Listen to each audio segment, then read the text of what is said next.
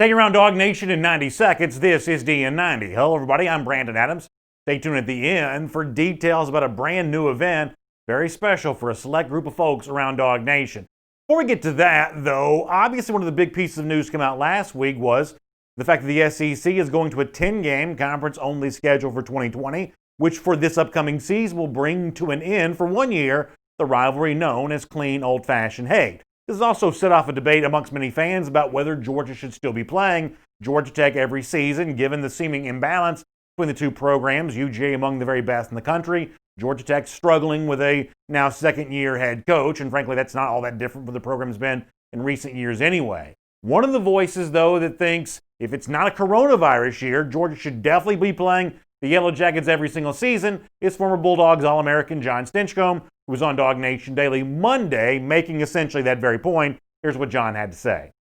Non-pandemic year, I think it's a mainstay. I love the rivalry. I love that it's in-state. I love that it's usually guys that have battled each other in high school, and there's opportunities there, and there's fan engagement. So I think in this situation that you just want to have the opportunity to play ball. And if it makes sense to trim the season to 10 games and make it in conference, and it comes at the sacrifice of some rivalries, and Georgia Tech is not alone in that, I think that's a sacrifice I would be willing to make, knowing that it's not a permanent decision. If it were, I would probably be in the bandwagon to fight to get it back.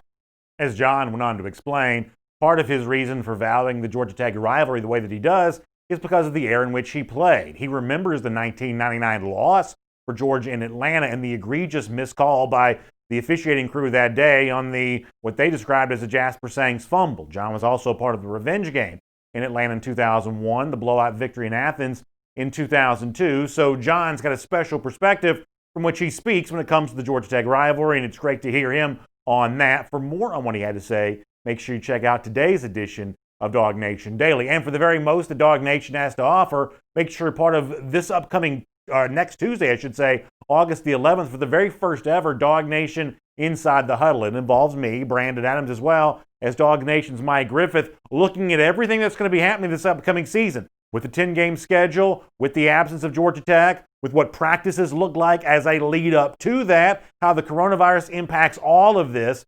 This is a virtual event, limited availability. Tickets are on sale. Go to dognation.com to find out more about that. It's just $10. It's the first ever Inside the Huddle with myself and Mike Griffith. Dognation.com for more details. We'll see a few limited number of you next Tuesday, August the 11th, for the big event. More details at dognation.com, and we'll see you back here again tomorrow for another episode of DN90. For more Dog Nation videos, check out youtube.com/DogNation.